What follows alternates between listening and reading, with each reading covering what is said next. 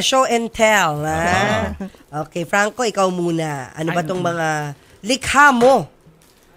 So, yan. So, bag siya. Sige, Yes, explain mo, Ranices. Meron po akong dinesign po na tinawag ko siyang Saucy Bayong. So, yung original na bayong natin. So, pinasosyal ko lang siya ng konti. Tapos, at reasonable price naman Tama, po siya. ito maganda.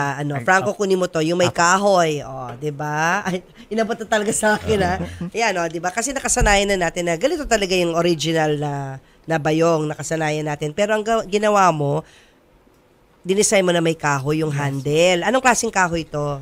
Actually, yung kahoy po, ma'am, is may kwento din po. Yan po yung mga nasira po ng bagyo. Kasi yung nasalanta po ng bagyo ng mga kahoy, para po magamit po siya, mas mapaganda po siya, mas mapataas po yung price niya. Kasi originally po kasi ang ginagamit po natin sa mga nasalantang kahoy, pinapanggatong lang natin pang luto. So para po magamit siya, mas tumaas po yung value niya. So ginagawa ko pong design ng mga pang bags, mga pang handle. Nausap mo to, naisip mo to after magkabagyo?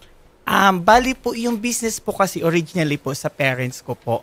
So, nung kabataan ko, yung isip ko siguro gumagana na parang pwede siyang gawin na ganito. Kasi lang, syempre pag bata pa medyo hindi pa ganun kaano kasi wala naman tayong pera o kakayahan para i-produce yun. Siguro nung lumaki na ako at nakapag-graduate na ako, dun ko nailabas yung mga ideas na gusto kong mangyari. Yeah. So, siguro yung idea simula pa nung bata ako. At ito na nga, nagkaroon na nga ng katuparan. Katuparan po, nung ako na mismo yung nag-business na din po. Very good. Ito, ano yung pangalawang bag? Explain mo. Ito naman po is, ginawa ko pong design siya para sa lalaki at babae. So, pwede po siyang lalagyan ng folder, yung mga envelope. Yes. So, pwede pong pang-office bag na din po siya, na ano siya po, na magaan lang po siya, tsaka pwede po siyang tupiin.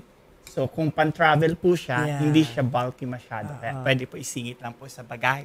Pang-regalo na din po ngayong Christmas. Tama. Perfect. Ano yan, gift idea. Yung pangatlo? Ito naman po yung tinawag kong Saucy Bayong. So, yung bayong bag natin, pinasosyal ko lang ng konti, which is 175 pesos lang po siya. Tapos, ang kinagandahan pa po dito sa design ko, pwede kayo magpa-custom-made na print. So, kung may sarili po kayong company name or logo, or kung gusto nyo po yung pangalan ng pagbibigyan nyo, libre po yun. Yes po. Free pa po yun sa 175. Isip ako dyan.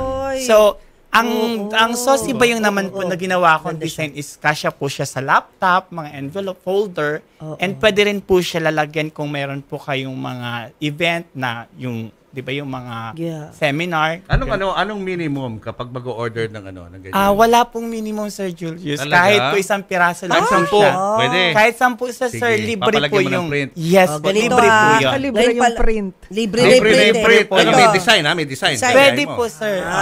May forward ako sa'yo. Ang lagay mo dyan, Sitio Remedios. Yes po. Pamilya ka sa lugar na yun? Opo, isi-send mo lang po, ma'am, yung pinaka... Opo, isi-send mo lang po yung pinaka logos para i-print po namin. Para mapakita natin. Remedios. Or kaya Pinto Art Museum. Diba? Dr. Kwanang. Kung yung name mismo po na pagbibigyan nyo, like for example, Julius and Tintin, pwede po ilagay po. Pwede ba yung di ba may banig na parang colored?